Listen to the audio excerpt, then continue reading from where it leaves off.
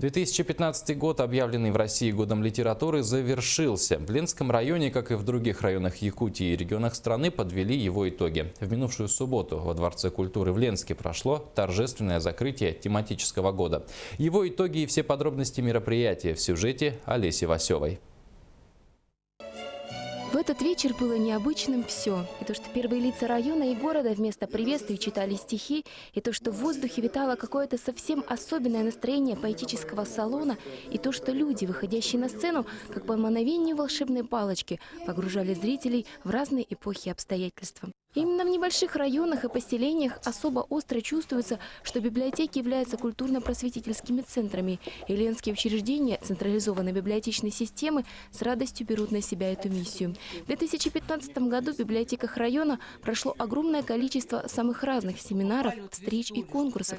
Яркими были знакомства с приезжими гостями. В Ленске побывали известная детская писательница Тамара Крюкова и руководитель Хабаровского центра риторики Марина Ковалева. Мы заложили несколько хороших традиций в 2015 году. Я думаю, они будут у нас продолжаться. Я уверена, что они будут продолжены в 2016 году.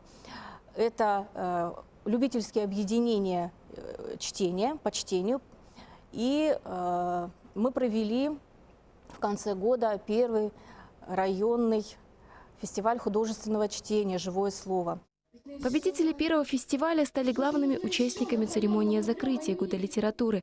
Это люди совсем разных возрастов и профессий, да и произведения были выбраны совсем разных эпох и настроений. Но каждый из чтецов сумел достучаться до сердца зрителя своим проникновенным талантом. В этом году библиотеки района продолжали входить в электронное пространство. Того требует время. Но несмотря на то, что сейчас любое произведение можно без труда найти в сети, у многих сохраняется верность книге. Год литературы был сделан большой шаг вперед не только сотрудниками централизованной библиотечной системы Ленского района. Они были отмечены почетными дипломами и грамотами. Яркими новинками порадовали местные авторы, и уже опытные, и те, что только в этом году появились на местном писательском Олимпе. Каждый из них сделал свой вклад в год литературы, как и каждый ленчанин, который хоть раз побывал в библиотеках района в 2015 году.